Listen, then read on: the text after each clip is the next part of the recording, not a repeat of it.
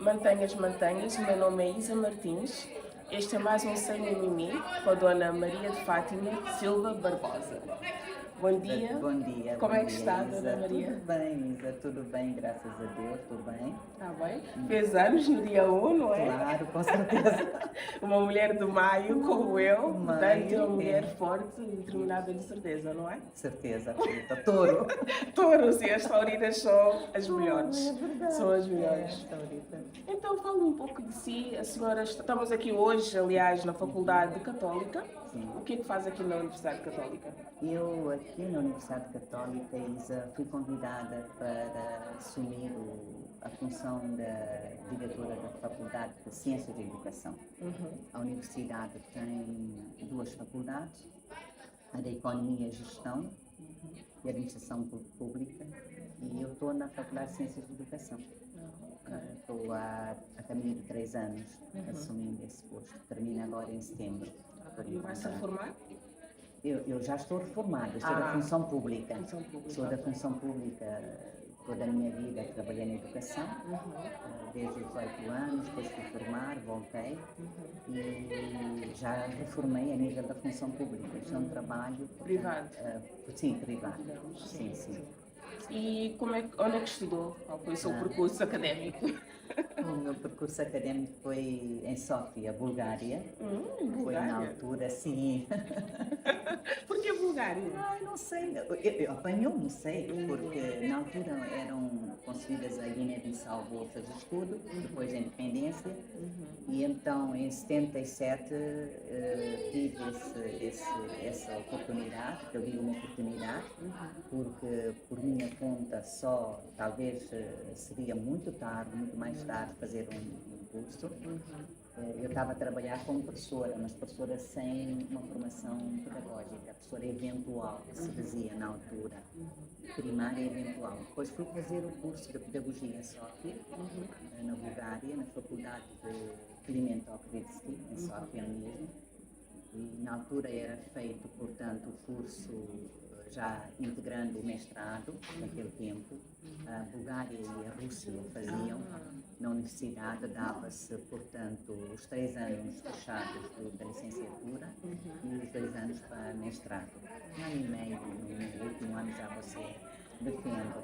Então fiz a pedagogia e tenho um grau, portanto, de especialista em pedagogia.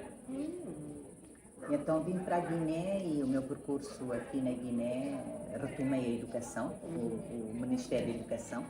Foi ministra Sim, da Educação? fui, mas não, ainda, isso foi também uma oportunidade, foi também um desafio, porque os jovens na altura, a sociedade civil, apostou em mim depois daquele golpe de Estado. Tive com o golpe de Estado, trabalhei com o primeiro-ministro Artur Sanhã, ele era o primeiro-ministro e o presidente da República era portanto, Henrique Rosa. Trabalhei, foram 7 meses, um governo de transição, mas gostei, foi um desafio Gostou da bom. experiência? Gostei da experiência porque eu tanto sou da casa, o convite foi precisamente levar-me como uma técnica especialista da área e foi um bom exercício, uma função a nível macro, mas eu trabalhei sempre a nível meso. Trabalhei no Instituto Nacional de Desenvolvimento da Educação, o INDE, Instituto, sim, trabalhei. Mas antes, quando cheguei da Bulgária, também trabalhei a nível meso no Gabinete de Estudos de Orientação Pedagógica, no GEO. E para quem quer ser ministro da Educação, porque eu ambiciono ser da Educação ou da Cultura, nunca se sabe, não é? Somos o futuro também. E Com certeza, Exato. uma aposta boa, sim. Então, qual seria o conselho que me daria neste caso? Qual é o percurso? Tem um percurso certo para seguir ou é muito versátil? O que é que nós fazemos para chegar a esse patamar? Eu acho que é um bom desempenho. Se você tiver a fazer um trabalho, que foi o meu caso, um trabalho sério, dedicado, com responsabilidade, uma solução, realmente querer crescer na área, eu penso que isso é que me levou a chegar a ser ministra, porque normalmente o cargo de ministras ou ministros é político, sabe? Sim, sim, sim. Eu, portanto, na altura, até hoje, não tenho nenhum partido assim que eu possa dizer sou deste partido. Mas se me perguntar, eu sou simpatizante do PAGC, porque o PAGC é que nos deu a independência. Eu tenho muito respeito por esse partido, muito respeito e se diria mesmo em forma delicada, tenho muito carinho, porque a nossa independência foi, portanto, graças a esse partido. Depois desse partido é que nos deram as bolsas de estudo. Como eu disse, eu sou de uma família humilde e não tinha como fazer o meu curso. Então foi graças a essa independência, a essa entrada do PAGC na Guiné-Bissau, que o país teve a oportunidade de ter esses estudantes que foram para vários países. Eu apanhei Bulgária e fui para lá, não tinha como questionar, na altura não se questionava, nem Claro, vai só. Vai só e faz. Yeah. E se não fizeres, não regressas. Exatamente. E se regressares, voltas a estaca zero. É verdade. Seria... Então fui e fiz 6 anos lá e terminei o meu estudo, vim já com 30, fui com 24, vim com 30 anos, cheguei, já fiz aqui em maio 30, cheguei em dezembro. É por isso que estava a dizer que ainda sou nova. Você é novita mesmo, eu considero nova mesmo, para fazer outros cursos, Sim. ou então fazer o mestrado, o doutoramento, vai fazendo. Eu se não fosse naquela altura, se pensasse melhor na altura, teria feito. Teria feito um doutoramento. Mas o curso escolheu ou a senhora que escolheu o curso? Eu escolhi. Eu gostei da educação, sempre. Como eu disse atrás, eu quando acabei o meu secundário, eu fui, portanto, havia uma lista de pessoas que se candidatavam para ser, ou irem para os serviços comerciais, ou então para serviços de saúde. Eu quis ir para a educação. Eu candidatei-me na altura, eram selecionadas professoras primárias eventuais, porque não tínhamos o curso. E então eu fui selecionada num grupo de muitas colegas, que hoje também já não estão no sistema, como eu. Trabalhei em Bissau e Bafatá. Trabalhei em Bissau 3 anos, Bafatá 1 ano, e voltei a vir para Bissau mais o último ano em 76, 77, e foi no final de 77 que eu fui para a Bulgária. Ok. E como é que são as outras áreas, como Bafatá, outras vilas, em termos de educação e escola? É carenciado, não é? É muito. Mesmo Bissau tem carências. Nós temos grandes carências em termos das infraestruturas e temos em termos de qualificação da docência. Há muita formação que tem sido feita ultimamente, estamos a ganhar quantidade, mas estamos a perder a qualidade. Essa é que é a parte delicada de ser professora e de educação. A qualidade está muito fraca. Porque se voltarmos um bocado atrás, como eu disse, depois da independência, havia maior rigor na seleção dos professores. Hoje em dia, as formações que são feitas e a pessoa entra diretamente, não entra como estagiária, como eu disse, eu entrei professora primária eventual. Eu tinha sempre acima de mim professoras diplomadas que trabalhavam comigo nos encontros de planificação, o que nós fazíamos e depois a restituição do que foi feito durante aquela semana. E hoje nós temos professores e professoras que realmente trabalham sozinhos de uma forma que se vão orientando, não é? Acabar os estudos não significa que você está apta. Sim, é verdade. O exercício da docência exige muito. E temos que estar sempre a acompanhar para poder atualizar. também transmitir essa informação aos nossos alunos. Com certeza. Não basta só licenciarmos. Com certeza.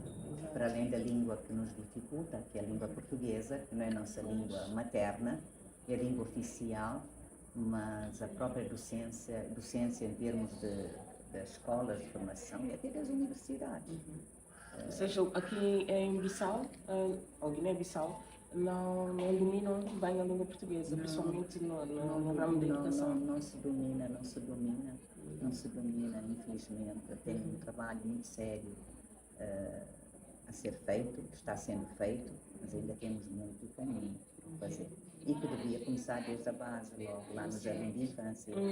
Hoje sinto mais feliz porque agora está um alargamento bem grande dos jardins de infância, a fase de preparação, de socialização, mas também do desenvolvimento da linguagem.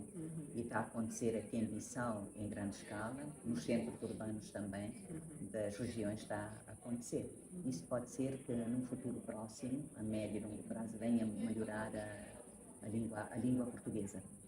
Venha melhorar, porque a criança começa a ter a familiarização com a língua portuguesa no jardim de infância, pouco a pouco vai ganhando. E no ensino primário, no ensino básico, vai reforçar, no liceu ainda mais, e quando chegar ao estudo universitário, estará em melhores condições dos que estão agora. Os que estão atualmente estão muito fracos da língua portuguesa. E qual seria a estrutura ou a estratégia para os alunos que querem estudar fora, mesmo que não seja Portugal, seja outro país, mas seria interessante aprenderem ou dominarem a língua portuguesa, porque foi a herança, pronto, dos portugueses, dos colonos, então, e também é a língua do comércio, a língua laboral. Temos que dominar essa língua para poder interagir com outras pessoas ao nível global. Então, qual seria a estratégia para os alunos que ainda não dominam, os alunos que querem ir para fora, que têm outras ambições fora da Guiné-Bissau? Eu penso temos que ver nas duas frentes. Uma que eu disse atrás, trabalhar-se muito seriamente desde o jardim de infância, a questão da língua, da comunicação, sobretudo da comunicação. E em língua portuguesa desenvolve a parte da oralidade muito bem para os pequenitos.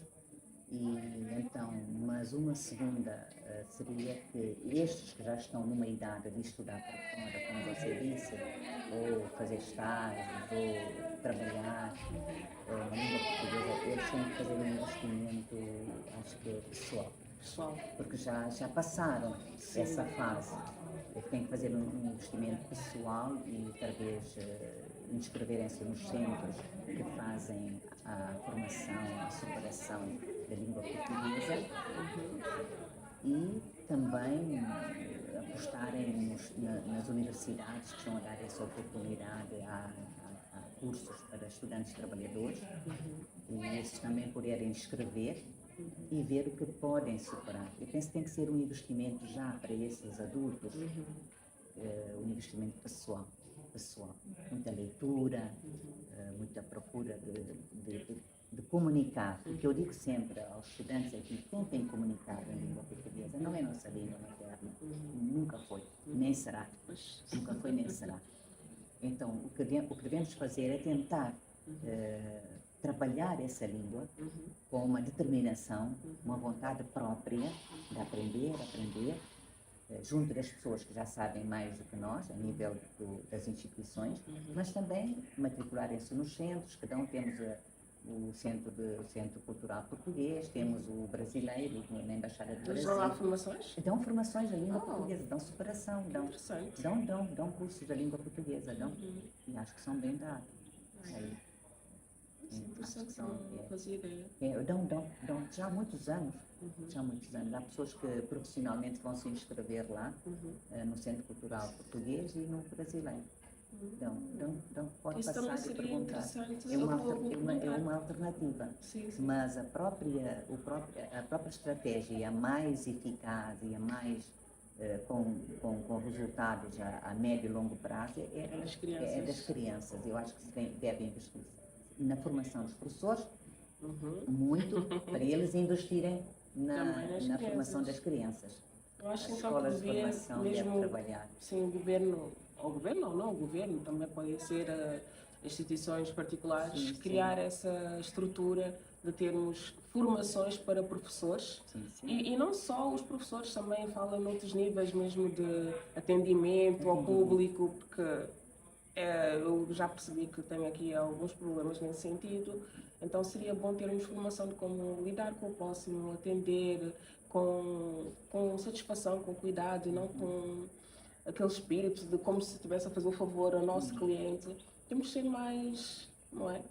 Abraçar mais o próximo. Acho que devíamos investir também nesse sentido, porque a forma como tratamos o outro é que Sim. vai fazer a pessoa voltar ao nosso Ao nosso estabelecimento. encontro, sim, ao Exatamente. nosso encontro. E vai marcar-nos como pessoas. Com certeza. Portanto, acho que sim. Isto tudo faz parte, como disse, ser professor. Uhum. Ser professor não é só dar conteúdo, é também dar deixar passar referências e relacionamentos, como você disse, em termos de atitude e comportamento. Exatamente. Tem que ser. O professor não é aquele que vai só dar o conteúdo de forma científica, até porque a parte pedagógica temos o saber fazer e o ser. Esses três elementos devem dar juntos. Se eu sei, eu deverei saber aplicar, eu deverei saber apresentar-me, ter uma atitude, faço a aplicação do que eu faço. Exato. Faço com civismo, faço com princípios de boa educação, faço com relacionamento de respeito. Também isso conta muito o que você está a dizer. Eu fico também triste quando vou a algumas repartições públicas. Parece um favor. Sim, exato. Parece A um pessoa favor, fica, mas atendimento. qual é a necessidade dessa predisposição para ser tão agressivo, negativo? Eu acredito que, pronto, as coisas não estejam a correr bem no país, mas se estivermos todos carrancudos... Não avança mesmo. Exato. Ninguém tem culpa de chegar a uma instituição e querer ser atendida e perguntar com respeito. Você que está do outro lado tem que saber atender. Deixa muito a Controlar desejar. também as suas emoções nesse sentido. Porque eu digo, deixa em casa o que tu saíste, deixa na porta da casa, saíste mal disposta, deixa lá. É verdade. Vai ao serviço alegre. Às vezes dizem-me assim, a outra fica só um nerd. Sim, mas a senhora tem um sorriso na cara que... Porque a vida já nos dá tanta tristeza. É verdade. Tem que se rir, faz bem da alma, faz bem-estar. Eu até às vezes vou à repartição pública, ainda há bem pouco tempo estive na função pública, estou a finalizar o meu processo de reforma, isso só uma parte. Eu vi as meninas que estavam lá, chego, cumprimento, olá meninas, bom dia, tudo bem? Você contagia. Então olham para mim. Sim. Depois quando dão um documento eu disse, obrigada filha. Eu disse, coitada, é muita simpatia. Nunca ninguém me chamou filha da vida. De certeza que as pessoas também que vão, levam também uma atitude severa. E as pessoas também estão já na defensiva. Estão na defensiva. Estão na defensiva porque vêm cá nos chatear. Mas quando você chega com uma forma de cativar, de agradável, saber que aquela pessoa que lá está também é um ser humano como eu, e sobretudo ser uma jovem, você da nossa idade, deve levar boas referências. É verdade, é verdade. Eu tenho certeza que às vezes só uma atençãozinha muda o dia da pessoa. Aquela pessoa podia estar triste ou passar por sei lá o quê, e a senhora com a sua energia contagiante já anima. Eu pelo menos já me aconteceu isso, estar a trabalhar e estar num dia menos bom e chegar alguém que foi super simpático comigo. Você vai ler para casa. Já fiquei assim, já fico logo toda eu fico logo emocionada. Eu disse, querida que aquela pessoa foi. Às vezes nós estamos com uma predisposição tão negativa e o outro dá-nos amor e tu paras e pensas realmente porque não continuar a dar, sim. É importante, nós temos de trabalhar muito esse nosso ser e estar na vida. Eu acho que devemos trabalhar muito. Por isso é que eu, quando dava as aulas na universidade aqui católica, quando estávamos lá na Cúria, eu tinha sempre uma parte com estudantes.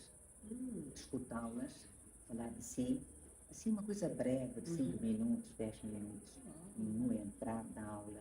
Uma motivação, sabe? Que o professor deve motivar a aula que vai. A motivação vem de vários. Um exemplo, trago só um exemplo. Olha, ou então pergunto, quem tem uma coisa aqui para explicar, o que aconteceu, por exemplo? Dá aquele acontecimento, pegamos naquilo, exploramos, baixamos e entramos na matéria. É importante. Isso é uma estratégia muito boa para cativar os seus alunos. É essa articulação que deve ser feita para um bom professor, uma boa professora, levar os estudantes a estarem consigo. Na aula você precisa que eles estejam consigo, participem. Então tem que levar uma motivação que desperta o interesse para a matéria que vai ser dada. Fantástico, fantástico. E em termos do crioulo, nós sabemos que o crioulo não é oficializado. Mas eu, na minha opinião, acho que devia ser, porque é algo nosso. Não podemos perder, assim, é um património, não devemos perdê-lo. E acho que devíamos investir mais nisso. Tudo bem que precisamos de português também, mas por que desvalorizar o crioulo ou não dar o devido valor?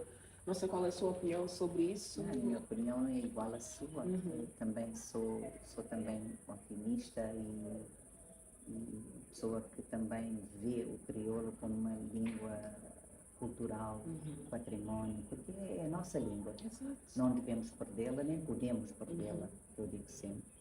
Ela merece uma atenção particular no quadro do sistema educativo. Deve ser. E é o que fala-se aqui. Fala sempre, fez-se muitas experiências. No INDA, então, há várias experiências sobre o crioulo, feitas, sim. Feito em vários lugares. Houve na zona de Canchungo, em Bachil, fez-se a experiência do crioulo, fez-se também no Sul, também, um projeto que era também na altura o CFCPI, fez também uma experiência de crioulo, e várias experiências foram feitas.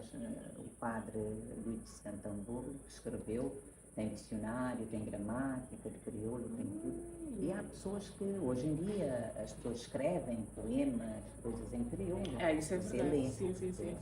A Odete Costa é uma que gosta de escrever. Sim, também escrevo. Tenho um livro, mas ainda não é em crioulo. Também não domino ainda bem o crioulo a esse ponto, mas quem sabe. Ela escreve e gosta. Eu também adoro o crioulo como nossa língua.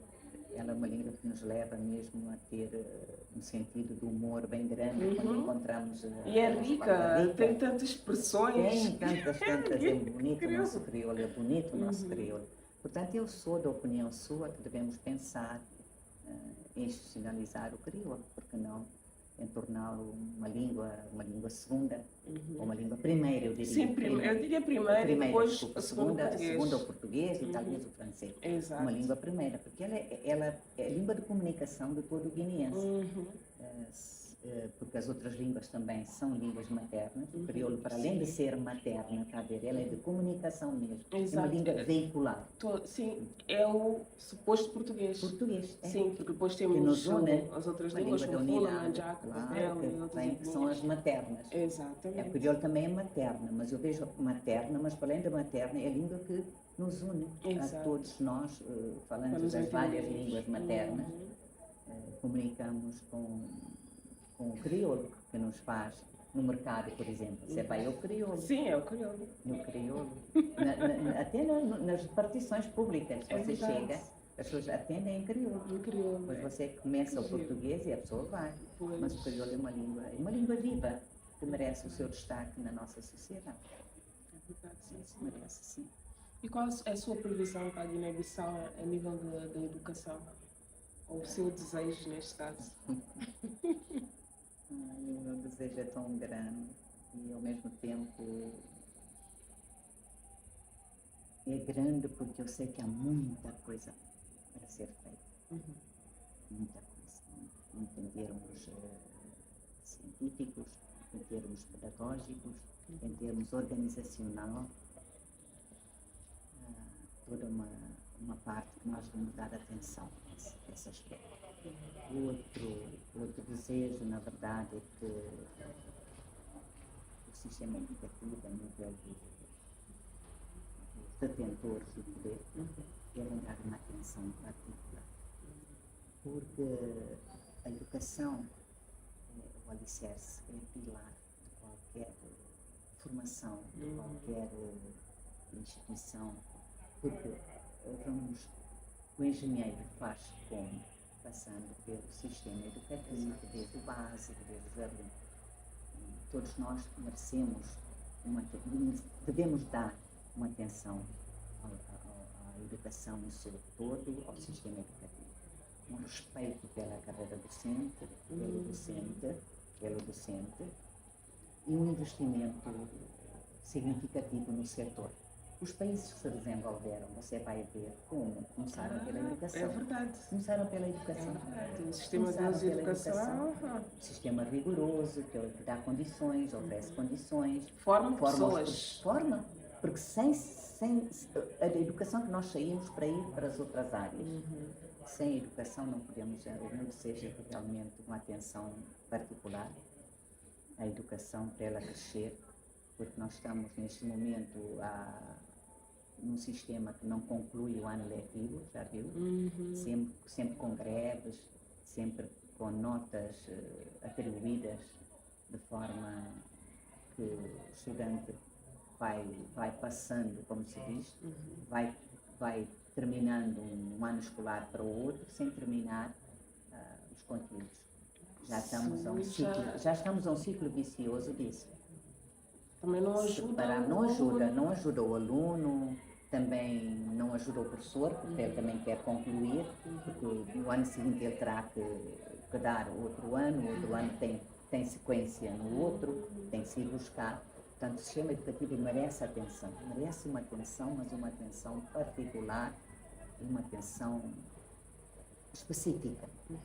Tem que saber, tem que se parar com essas greves, fazendo uma motivação aos docentes, como deve ser, criando infraestruturas com condições para receber. Nós, por exemplo, aqui não temos um auditório, uma escola privada.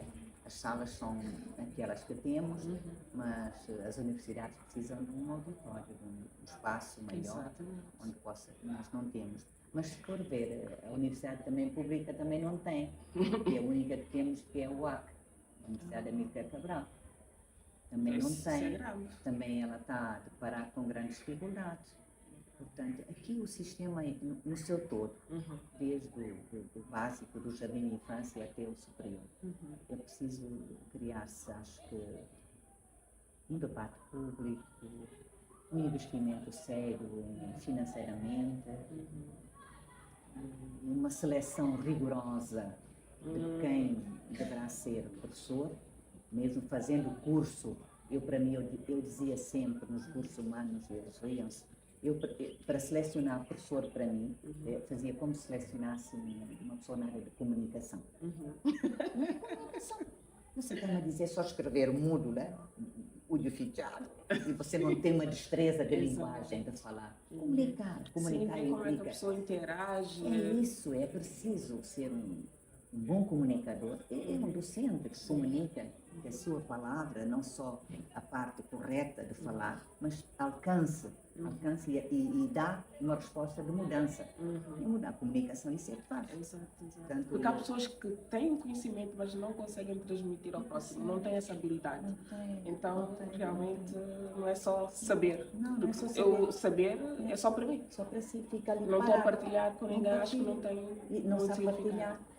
Eu vejo essas duas figuras como almas gêmeas. O docente e um comunicador, em termos da comunicação, um jornalista, porque não? Fazia-se um teste de escrita, mas depois dava-se entrevista. Aí é que as pessoas iam começar a investir mais porque sabiam que tinha rigor. Tinha que falar. Porque hoje não tem esse...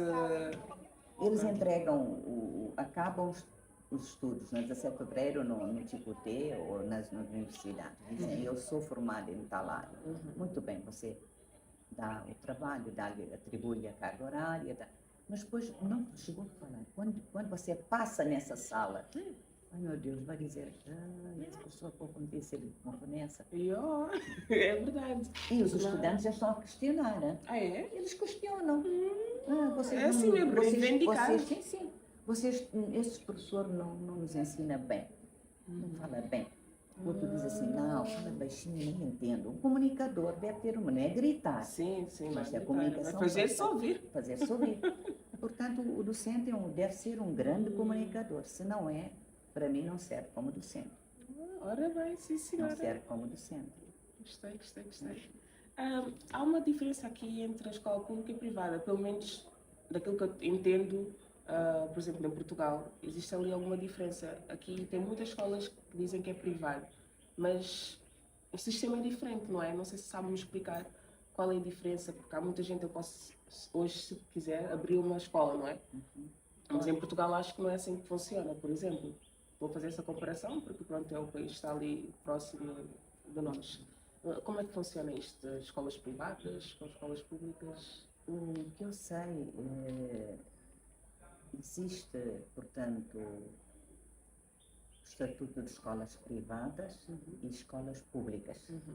As escolas públicas são escolas que são assumidas, financiadas, controladas, com inspectores, com tudo, pelo Ministério da Educação. E tem, portanto, o diretor da escola, tem o diretor regional, tem vários graus que controlam essas escolas. De acordo, por exemplo, no setor autónomo de Bissau, temos uma delegacia que controla todas as escolas públicas do Estado. Mas também faz supervisão nas escolas privadas. As escolas privadas também têm uma forma de ser, portanto, controladas, seguidas, através, eles utilizam o canal Bom, estamos numa sociedade, como se diz, de oferta, o Estado abriu, porque não consegue recolher todos os estudantes na idade escolar. Portanto, deu possibilidades aos privados que queiram ter escolas de oficializarem, tratarem os seus documentos, terem nos documentos que eles entregam ao Ministério da Educação, passa pela inspeção, vai fazer uma inspeção física e pedagógica, se tem condições de abrir como escola privada, e tem controle também. A inspeção pode passar para ver, não só ver antes de abrir, autorizar o funcionamento, mas também ao longo do funcionamento, ver como é que estão a funcionar. Há uma liberdade, se nós quisermos, é um mercado livre agora, mas só que nesta liberdade de ter escolas públicas e privadas, aparece umas e outras que não passam pelo sistema, pelo Ministério da Educação, para legalizar a sua situação de escola. Então, abrem e funcionam de forma precária, com dificuldades, e vão trabalhando com os alunos e vão colocando os seus professores, e pronto, aqui há toda um ensino que se faz aí que deixa muito a desejar, não tem controle.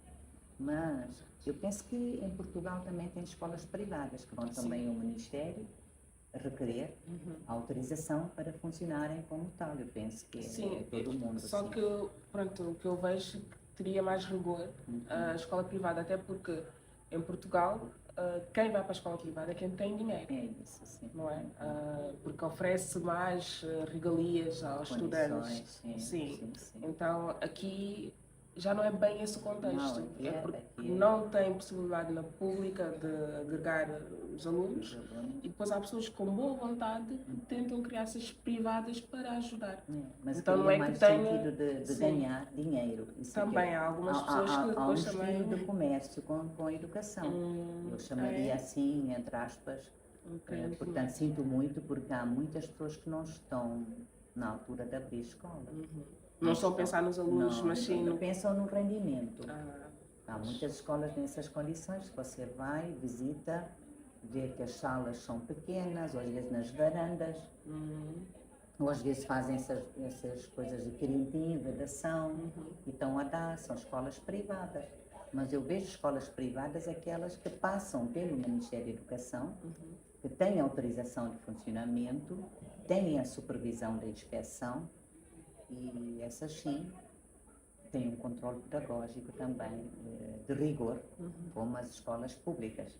Mas as outras que eu digo, escolinhas, essas precisam-se acautelar. Os pais também precisam ver e ter, como eu digo, olhos de ver, clínico, para dizer: eu não ponho a minha filha naquela escola. Se eu não tiver vaga na pública, eu vou ver uma privada, mas uma privada que reúne condições. Exatamente. Condições em termos de sala de aula condigna, as carteiras condignas, o professor que lá está, seja um professor formado, que dê... Ver as credenciais também. Ver se tem tudo... Sim, porque oficialização aquilo que a pessoa que vai passar é o que a minha filha ou o meu filho vai... Claro, a referência. Exato.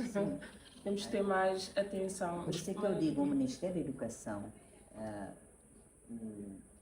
os detentores de poder devem dar uma atenção ao sistema educativo como tal, seja pública ou privada. Deve dar atenção. E deve também deixar uma parte financeira boa, como eu digo sempre, esse bolo grande que é dividido para os setores, dos setores do Estado, as estruturas para a apoiar o desenvolvimento do país, a educação e a saúde devem merecer um Ai, com destaque. certeza. Devem merecer, com todo o respeito pelos outros, não vou dizer que não, Claro, claro. mas devem merecer, porque daí é que sai todo o quadro que depois Exato. vai se formar e vem para os outros setores. Se vai mal, fica mal. O resto É uma cadeia, né? fica É assim. isso, é isso. E Dona Fátima, qual é a mensagem que quer deixar aqui para os nossos ouvintes? Sua última Os seus mensagem. ouvintes, é público de uma maneira geral, Sim, é jovem, público jovem, vai uma faixa etária variada. variada. Mas aqui é principalmente para jovens, Público jovens jovem, adultos. Jovens adultos. Uhum. Olha, a mensagem para o jovem adulto, jovem, eu diria que é fazerem uma aposta na formação. A formação é o que se deve dar maior atenção. A minha formação, eu olho para mim mesma como referência, eu estudei desde o ensino primário, que na altura era primário, agora é o básico, sempre com uma certa vontade, determinação de querer fazer e terminar uma especialidade, um curso, para poder ganhar a minha vida de forma digna. Dignidade é o quê? Aquilo que eu sou, eu posso servir de referência às outras pessoas. A pessoa digna é a pessoa que respeita o trem, a pessoa que não rouba, a pessoa que não mente, a pessoa que tem noção do ambiente, da higiene, da preservação. E, portanto, a pessoa que pensa que se um dia tiver a sua formação e estiver a trabalhar, as pessoas vão a partir dessa sua referência também quererem ser como essa pessoa.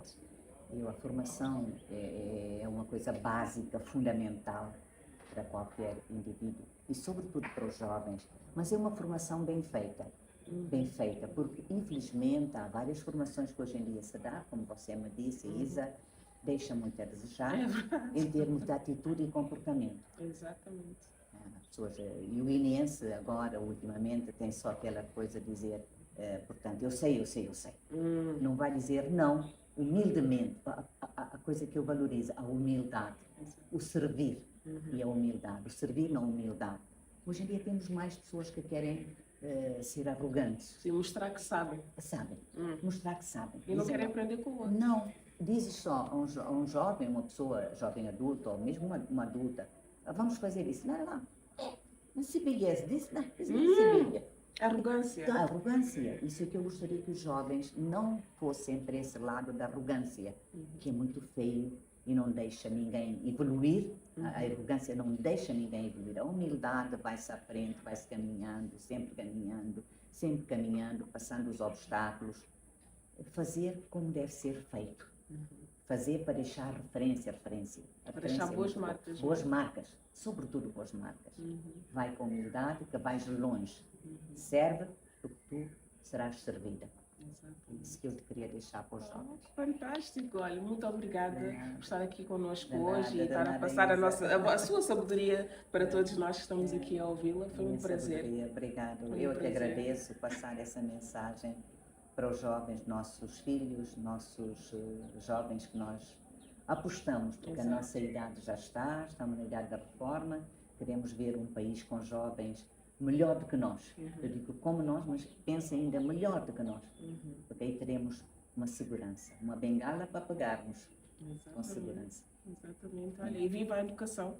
Viva a educação, viva os educadores, viva a educação. Obrigada a todos os educadores, docentes e alunos que têm vontade de crescer, que estão por aí fora e aqui na Guiné-Bissau a tentar crescer e passar o conhecimento. E obrigada a todos que nos estão a ouvir e este foi mais um Sem Mimimi. Sem Mimimi. Sim, sem mimimi é... Sem mimimi. Sim, sem tio conversa, para dizer as coisas logo, direto, sem enrolar. É uma expressão agora, acho que os brasileiros é que inventaram isso de mimimi. Sim, então é sem essas coisinhas, é para dizer as coisas direto ao ponto. Firme. Exatamente. É isso.